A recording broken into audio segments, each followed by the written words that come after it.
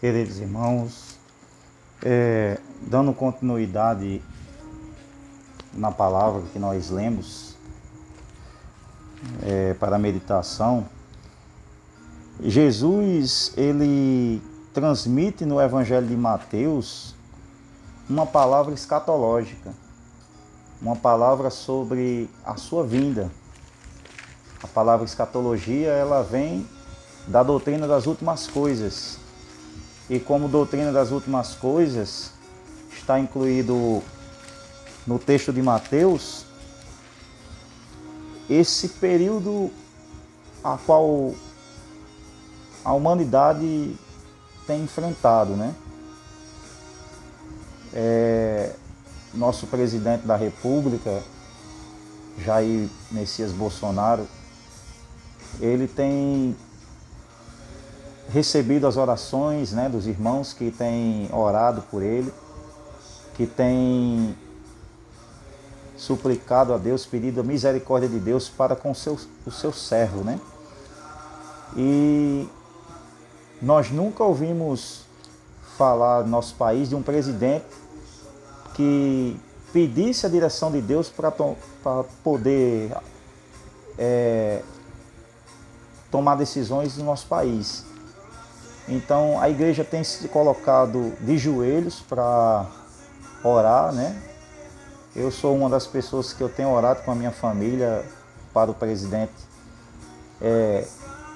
Deus dá sabedoria ao nosso presidente para que ele possa, de alguma forma,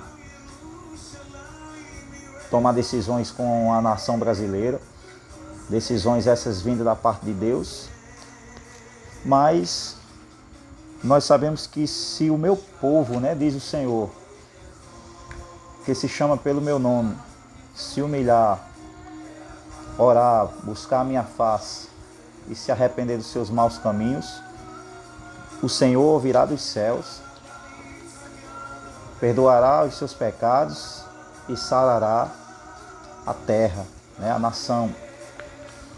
E nós observamos aqui na palavra de Deus que Jesus provavelmente falava a respeito de quão terrível seria os juízos que Deus iria mandar sobre a terra, né?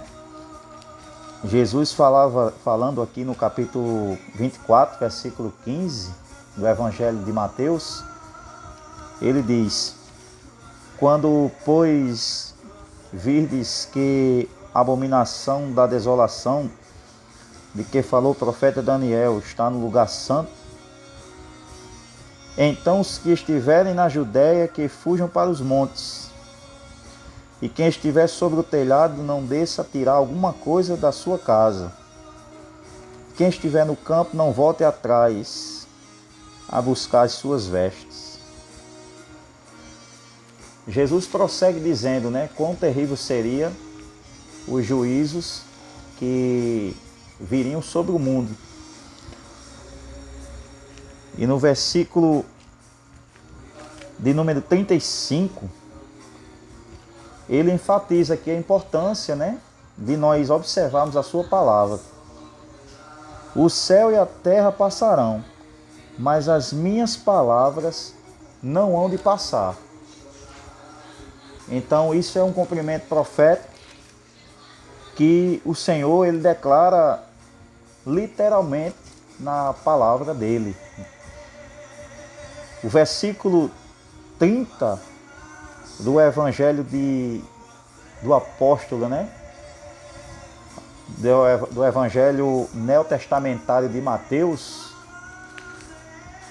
versículo 30 diz: então aparecerá no céu o sinal do Filho do Homem, e todas as tribos da terra se lamentarão, e verão o Filho do Homem vindo sobre as nuvens do céu, com poder e grande glória. Então veja que Jesus ele está dizendo essa palavra, né? Na sua palavra, deixando bem claro que todo olho verá, né? As nações verão o sinal do Filho do Homem. E todas as nações se lamentarão e verão o Filho do Homem vindo sobre as nuvens do céu, com poder e grande glória. Ele enviará os seus anjos com rijo clamor de trombeta, os quais ajuntarão os seus escolhidos desde os quatro ventos, de uma a outra extremidade dos céus. Aprendei, pois, esta parábola da figueira, quando já os seus ramos se tornam tenros e brotam folhas, sabeis que está próximo o verão. Igualmente, quando vires todas estas coisas, sabei que ele está próximo às portas. Então, irmãos, que nós possamos meditar nesta palavra, nesta noite, sabendo que a vinda do Senhor está próxima. Compreenda que o que está faltando para se cumprir é apenas o arrebatamento da igreja e o surgimento do anticristo. Existem rumores de que o anticristo ele surgirá da Europa, da União Europeia. Há rumores que já estão solicitando na Europa uma moeda, né, uma moeda única, pelo fato do dinheiro trazer muitas bactérias. E depois desse vírus, né, do vírus corona, tudo mudará, mesmo que tudo volte à normalidade, né? Mesmo que depois disso tudo que aconteceu, nos comércios sendo fechados, pessoas tendo que ficar nas suas casas, mesmo que depois disso tudo volte tudo à normalidade, mas muita coisa vai mudar, principalmente referente à saúde, né? Aos cuidados médicos.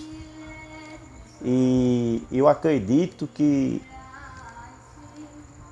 esse juízo, né, que Deus enviou com a permissão dele, né, nós sabemos que existe a vontade diretiva de Deus e a vontade permissiva. Então eu acredito que na vontade permissiva de Deus, ele permitiu para que as pessoas se voltem para ele com mais temor, para que as pessoas se voltem para ele com mais quebrantamento. Haverá sim um grande avivamento. Eu creio que eu disse numa pregação que o Senhor não iria destruir a China, né, pregando uma mensagem na Zona Norte, e realmente, baseado em quê? Deus destruiria a China porque veio um vírus da China? Não.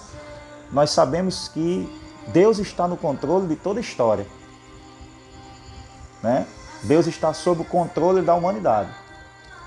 Eu certa vez tive uma revelação de Deus, né, após ter participado desse projeto aqui, né, Impacto Radical, onde eu via o Senhor, né, em forma corpo resplandecente, e o Senhor ele estava com um tubo de luz muito grande nas suas mãos.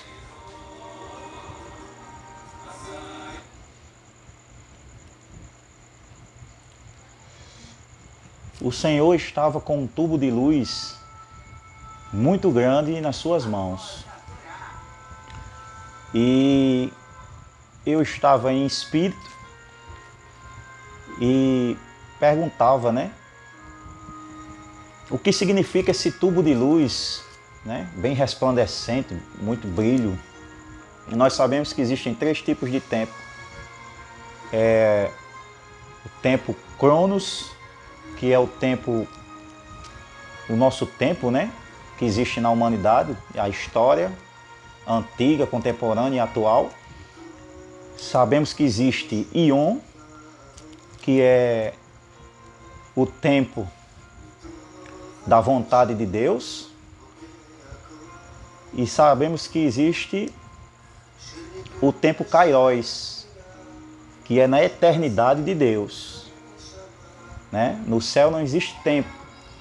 Então, baseado nisso, eu perguntava a Deus o que era, ao Senhor, né? Não dava para ver o rosto, muito brilhoso. E eu perguntava a ele o que significava aquele tubo de luz. E ele dizia: a história da humanidade está sobre o meu controle. E eu dizia: já que o Senhor tem o controle sobre a história da humanidade, então permita-me conhecer um dos homens que pregou a sua palavra fervorosamente na Idade Média contra a Igreja Católica e a Santa Inquisição, né? Santo Agostinho. E eu perguntava para Deus se com certeza o Senhor teria capacidade de me enviar até a Idade Média para conhecer aquele servo de Deus. E o Senhor, com as duas pontas dos dedos, abria uma lacuna dessa forma e um pequeno buraco era feito naquele tubo de tempo, que era a história de toda a humanidade, passando como um filme. E de repente eu era sugado por aquele tubo e voltava em mais ou menos 600 depois de Cristo e para conhecer Santo Agostinho, que pregava a palavra de Deus a cavalo, não tinha caixa de som e tinha que enfrentar a Santa Inquisição junto com o Papa Gregório, e mataram muitos cristãos na Idade Média. Então, que a gente, irmãos, possamos meditar nessa palavra e acreditar que o texto de 1 Tessalonicenses, capítulo 4, versículo 15 e 16, está próximo de se cumprir. Portanto, o mesmo Senhor descerá do céu com alarido, e com voz de arcanjo, e com a trombeta de Deus, e os que morreram em Cristo Jesus ressuscitarão primeiro. Depois nós, os que estivermos vivos aqui, os que ficarmos vivos, seremos arrebatados